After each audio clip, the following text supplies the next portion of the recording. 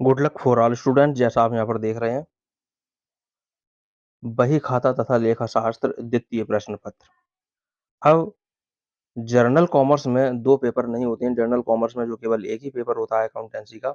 लेकिन ये जो दूसरा पेपर है, सेकंड पेपर यहाँ पर है, ये पेपर जो है हमारे पास में व्यावसायिक शिक्षा के स्टूडेंट के लिए। व्यावसायिक शिक्षा में अभी भी 2 पेपर हो रहे हैं बही खाता के, बही खाता फर्स्ट और बही खाता सेकंड। पूरा नाम जिसका बही खाता तथा लेखा शास्त्र द्वितीय प्रश्न पत्र है। जैसा आप यहाँ पे देख भी रहे हैं, accountancy second paper of board exam 2022। ये 2022 के मैं यहाँ पेपर की बात करूंगा। जिस तरह से 2022 का पेपर आया है, पैटर्न आपको पता चल जाएगा कि किस तरह से पेपर आएगा। जिन लोगों को मालूम है उन्हें तो मालूम है ही है, और जिन लोगों ने अभी तक पेपर नहीं दे रखा है, ये उनके लिए खास तौर पर वीडियो बहुत इंपॉर्टेंट होने वाली है। और अगर आप इस वीडियो को पूरा देख रहे हैं तो पूरा देखने से आपको कहीं ना कहीं जरूर लाभ मिलेगा। कहीं ना कहीं कुछ क्वेश्चन रिपीट जरूर हो जाते हैं। तो जैसा आपको पता है कि व्यावसायिक शिक्षा में 9 ट्रेड हैं, और 9 ट्रेडों का सभी का ये कॉमन पेपर होता है, बही खाता तथा लेखा शास्त्र सेकंड पेपर। और सेकंड पेपर जो कॉमन पेपर होते हैं, इसमें 3 पेपर कॉमन होते हैं, बही खाता फर्स्ट, बही खाता सेकंड और कार्यालय संगठन। मैं यहाँ पर बही खाता सेकंड के पेपर की, अकाउंटेंसी सेकंड पेपर की यहाँ पर बात कर रहा हूँ। पूरा पेपर मैं आपको यहाँ पर दिखाने वाला हूँ कि किस तरह से पेपर आता है।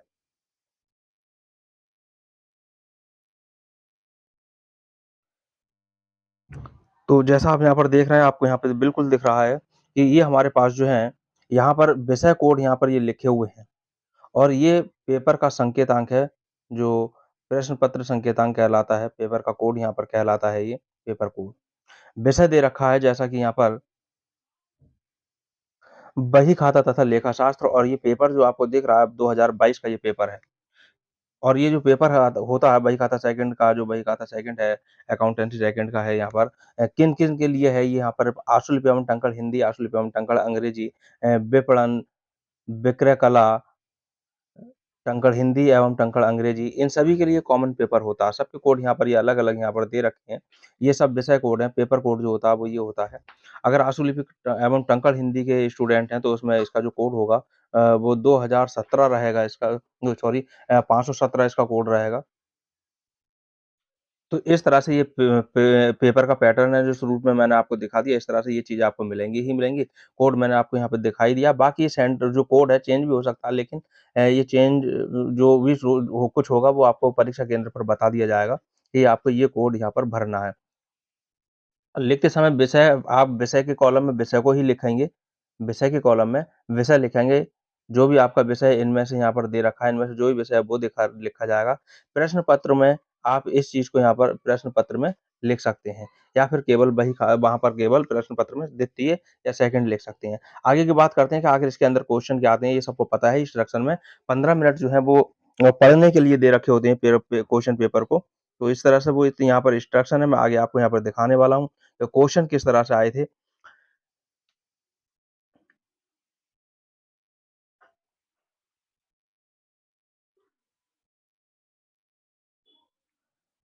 पहला क्वेश्चन जैसा आपको यहाँ पर दिखाई दे रहा है कि जेट कंपनी लिमिटेड की पुस्तकों से 31 दिसंबर 2020 को निम्नलिखित शेष प्राप्त हुए थे। यहाँ पर शेष प्राप्त थे कि अंश पूंजी थी, अंश पूंजी,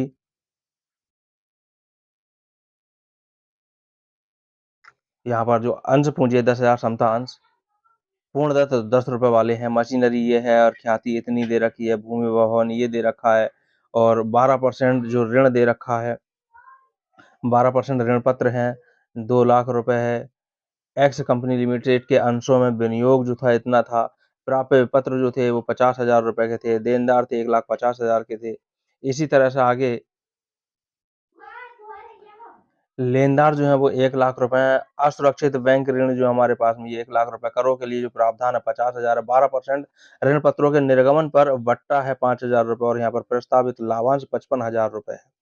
इसी तरह से स्टॉक जो है वो हमारे पास में 1 लाख रुपए, सामान्य संचय जो वो 2 लाख रुपए है। आगे यहाँ पर बात कही गई है कि ये सारी चीज़ें देने के बाद में कि 31 दिसंबर 2020 को कंपनी का आर्थिक चिट्ठा बनाइए।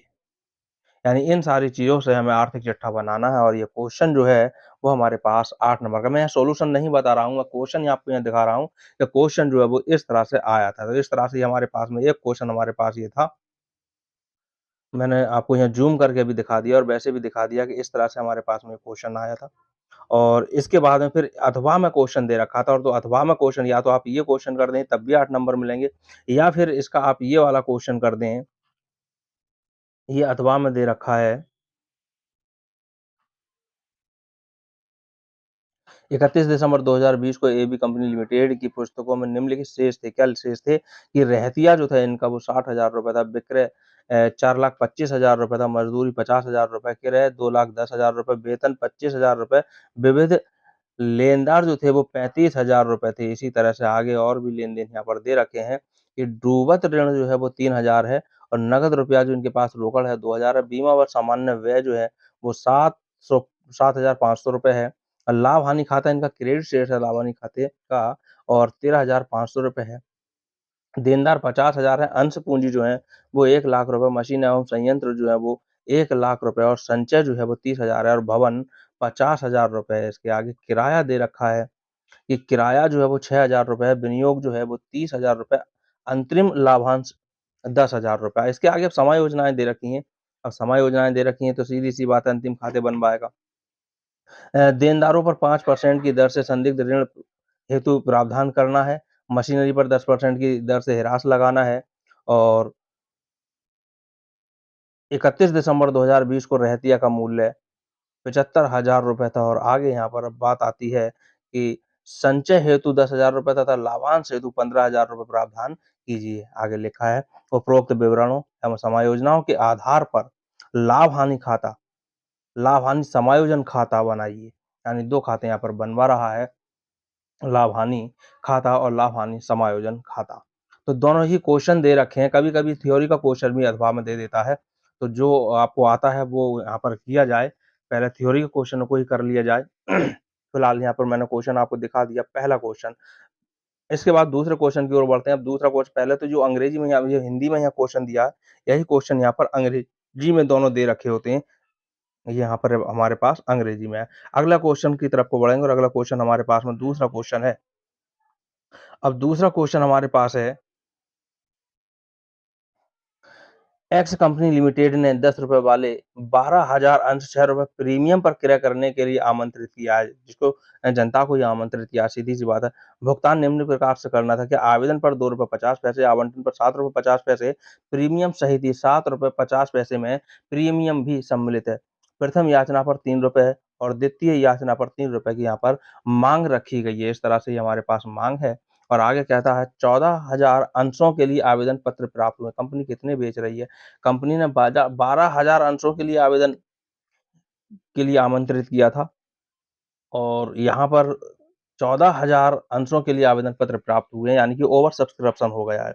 आगे 2,000 ज़्यादा अंशों के लिए आवेदन प्राप्त हुए हैं, आगे क्या कहेगा उसके बारे में? संचालकों ने 2,000 अंशों के आवेदन पत्रों को अस्वीकार कर दिया तथा उनकी आवेदन राशि लौटा दी। भई ये लौटा दी गई, सीधी-सी बहुत ये आसानी हो गई। यहाँ पर 200 अंशों पर द्वितीय याचना को छोड़कर समस्त याचनाएँ वसूल हो गईं और आगे की बात यहाँ पर है कि इन 200 अंशों का हरण हरण कर लिया गया और बाद में सम मूल्य पर इनका पुनर्निर्गमन भी कर दिया गया है। यहाँ पर ओवर सब्सक्रिप्शन भी हो गया है, हरण भी हुआ है, पुनर्निर्गमन भी हुआ है। आगे कह रहा है कि उपरोक्त व्यवहारों के लिए कंपनी की पुस्तकों में आवश्यक जर्नल प्रविष्टियाँ कीजिए, केवल जर्नल प्रविष्टियाँ कीजिए। 8 नंबर का ये क्वेश्चन है। अब आपसे अगर जर्नल एंट्री आती है तो आप जर्नल एंट्री को करें और अगर नहीं आती हैं, तो इसके अथवा में एक थ्योरी का क्वेश्चन दे रखा है।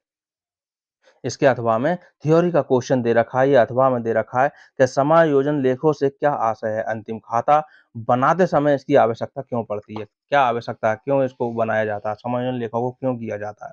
ये समायोजन लेखे से इसका आशय क्या है आपका? इसके लिए 2 नंबर हैं और अंतिम खाते बनाते समय इनकी आवश्यकता क्यों होती है? इसके लिए 6 नंबर हैं। इस तरह से 8 नंबर का क्वेश्चन है। अब आप या तो जर्नल की एंट्री बना दें या फिर इस क्वेश्चन को कर दें, दोनों ही 8-8 नंबर के, जो आपको आसान लगे वो आप यहाँ पर कर सकते हैं। यहाँ पर कोई बाउंडेशन नहीं है कि न्यूमेरिकल ही किया जाए, कोई बाउंडेशन नहीं है कि थ्योरी ही करिए जाए। जो आपको सरल लगे, जो आपको ईज़ी लगे वो आप करें, जो आपसे अच्छे से आता है उसको करें। ये दूसरा क्वेश्चन हमारे पास में हो गया और दूसरा ही क्वेश्चन फिर यहाँ पर ये हमारे पास अंग्रेजी में दे रखा होता है। इसके बाद चलते हैं तीसरे क्वेश्चन की ओर। अब तीसरा क्वेश्चन आपको यहाँ पर दिखाई दे रहा है, मैं ज़ूम करके यहाँ पे दिखा रहा हूँ आपको। तीसरा क्वेश्चन आपके पास में यहाँ पर है कि शरद लिमिटेड ने प्रत्येक ₹100 वाले 708% ऋण पत्र निर्गमित किए, इनका भुगतान निम्न प्रकार करना था। 8% का हमें कुछ नहीं करना है। यहाँ पर मतलब है कि 8% का जो है वो ब्याज दिया जाएगा। आगे बात आती है हमारे पास में कि इसकी जो धनराशि की डिमांड की गई है, वो कैसे की गई है कि आवेदन पत्र के साथ में ₹20, आवंटन पर ₹30, प्रथम याचना पर ₹10 और शेष जितना भी बचा, वो द्वितीय याचना पर देय होगा। आगे यहाँ पर बात आती है कि 200 ऋण पत्रधारियों ने द्वितीय याचना की राशि का अग्रिम भुगतान प्रथम याचना के साथ कर दिया। शरद लिमिटेड की पुस्तकों में जर्नल के आवश्यक लेखे कीजिए। यहाँ पर भी केवल जर्नल के लेखे ही पूछे गए हैं और ये जर्नल के लेखे भी 8 नंबर में ही हैं। अब आपसे अगर जर्नल लेके आते हैं तो आप जर्नल लेके करें, अन्यथा की स्थिति में आपके पास यहाँ पर अथवा में दूसरे क्वेश्चन के अथवा में भी तीसरे क्वेश्चन के अथवा में भी यहाँ पर थ्योरी का क्वेश्चन दे रखा है कि अंश एवं ऋण पत्र में अंतर बताइए तथा ऋण पत्रों के विभिन्न प्रकारों को समझाइए। बहुत ही इंपॉर्टेंट क्वेश्चन है, मैंने ऑफलाइन बहुत इसको समझाया था, बताया था, पढ़ाया था, आपने याद किया होगा और न्यूमेरिकल भी मैंने सारे कराए थे ऑफलाइन। जिन लोगों ने पढ़ा है, उन्हें अब वो लोग अच्छे से जानते हैं। तो यहाँ पर आपके पास में ये ऑप्शन है, अब यहाँ पर अंश पत्र एवं ऋण पत्र में अंतर जो है ये 2 नंबर हैं इसके लिए और ऋण पत्रों के विभिन्न प्रकारों को समझाइए, यहाँ पर ये 6 नंबर हैं इसके लिए, 6 अंक हैं। और ऋण पत्रों के केवल यहाँ पर नाम नहीं लिखना, उनके बारे में भी लिखना है, तो जो क्वेश्चन आपसे आता है उसको करें।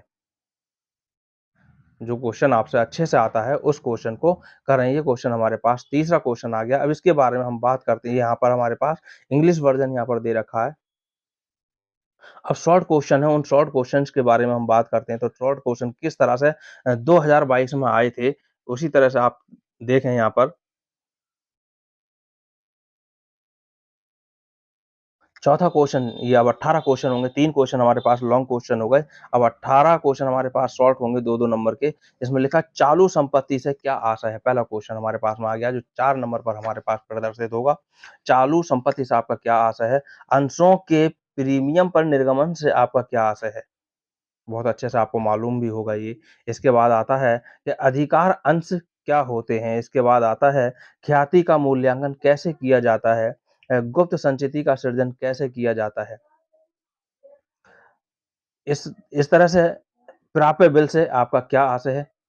अगला क्वेश्चन हमारे पास आता है, निजी कंपनी की विशेषताएँ बताइए, सब आपकी पड़ी हुई होंगी ये। 10 नंबर का क्वेश्चन हो गया, इसके बाद में हम अगले क्वेश्चन की तरफ चल रहे हैं। 11वाँ क्वेश्चन, तो 11वाँ क्वेश्चन जो हमारे पास में है, वो क्वेश्चन है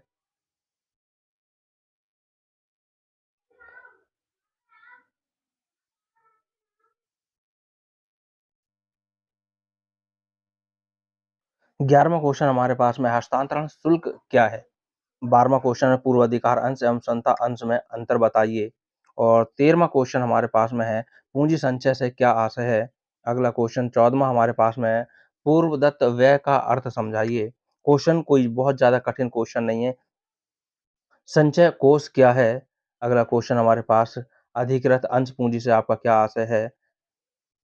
16वाँ क्वेश्चन ये हो गया। अगले क्वेश्चन की तरफ को बढ़ रहे हैं और अगला क्वेश्चन हमारे पास में है